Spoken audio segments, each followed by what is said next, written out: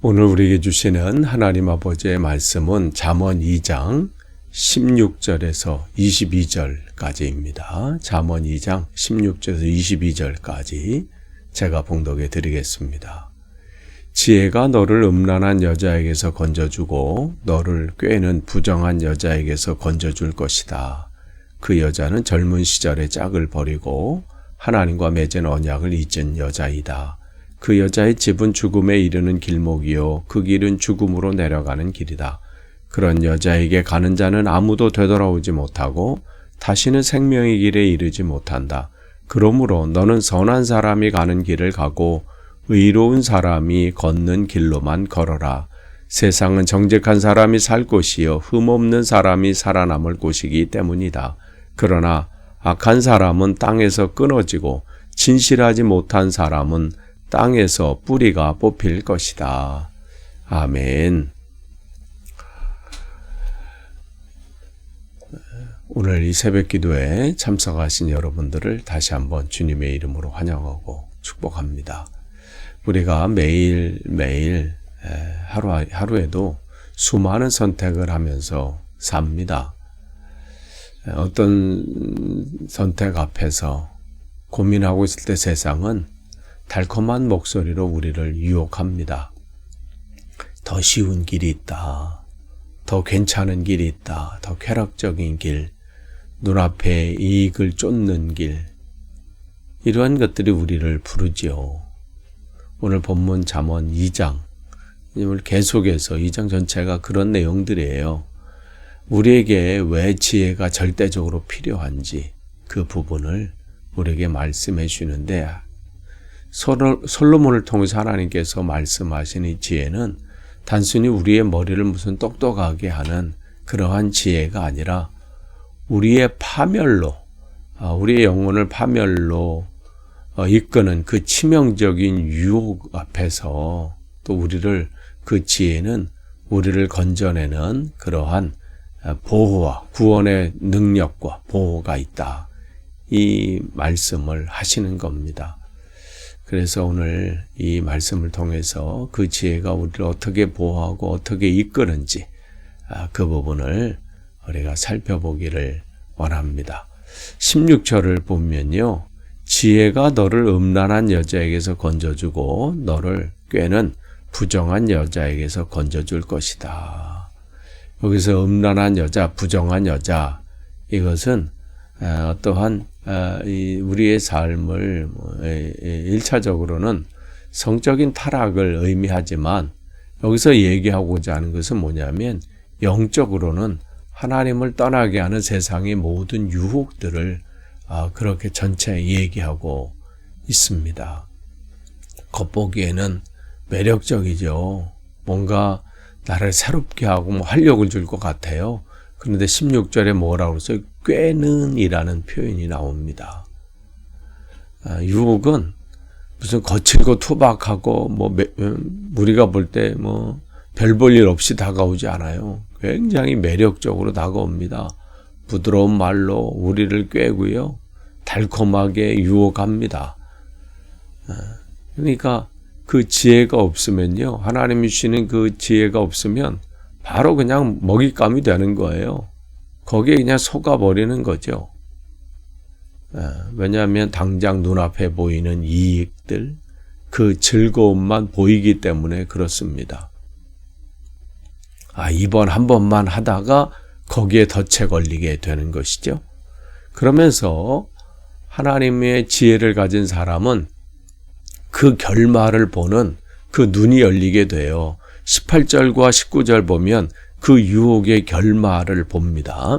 성경은 그 집이 죽음에 이르는 길목이요 한 번 가면 다시는 그 생명의 길에 이르지 못한다. 이렇게 경고하고 계십니다. 그러니까 지혜는 화려한 포장지 속에 숨겨져 있는 그 죽음이라고 하는 결말을 보는 거예요. 어제 이제 말씀을 통해서 지혜를 통해서 우리가 깨달아야 되는 게 하나님이 주시는 것은 뭐냐면 분별력이라고 그랬어요. 이걸 내가 선택해야 되느냐 아니냐 이런 분별이 중요하거든요. 여기서 오늘 얘기하는 것은 영적인 통찰력이에요.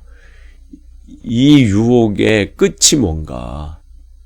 그러니까 지금 내가 선택하고 결정해야 되는 이 상황 끝에 주님이 계시는가 아니면 죽음이 있는가. 이걸 볼 수 있어야지. 이걸 보면 선택을 못하게 되는 것이죠. 그러니까 지금 그 영적인 파멸을 볼 수 있는 그 눈, 이 통찰력, 이게 우리가 구해야 될 기도예요.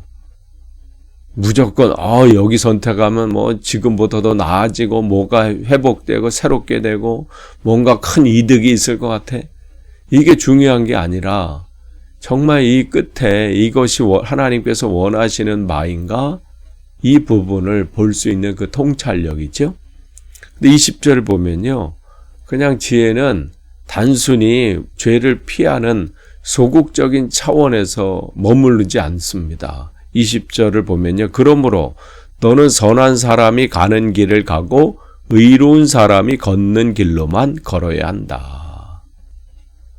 그러니까 지혜가 분별력도 우리에게 주시고 통찰력도 우리에게 주셔요.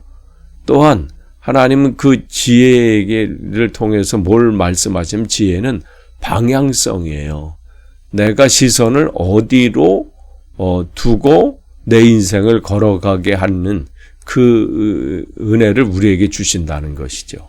여기 보면 선한 사람의 길, 의로운 사람의 길, 그 길로 우리의 발걸음을 옮기게 하신다는 거예요.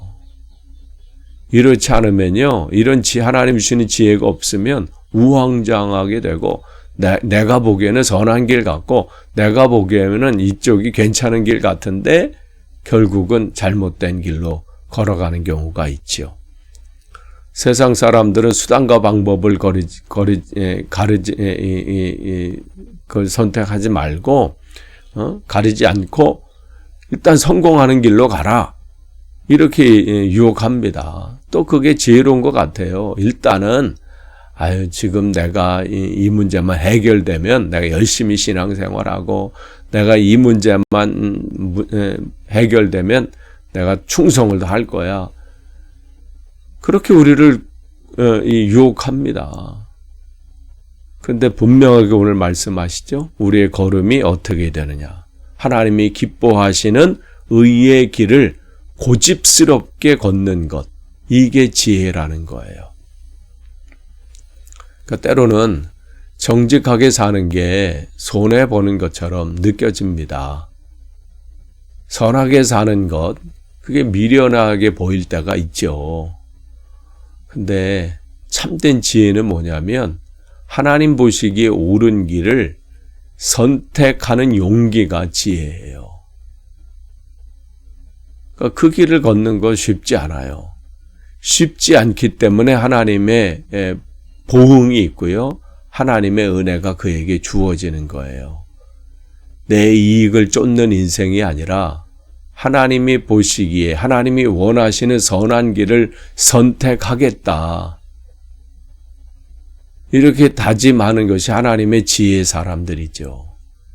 여러분이 그러한 선택과 결단, 그것이 오늘 이 시간 있기를 원합니다.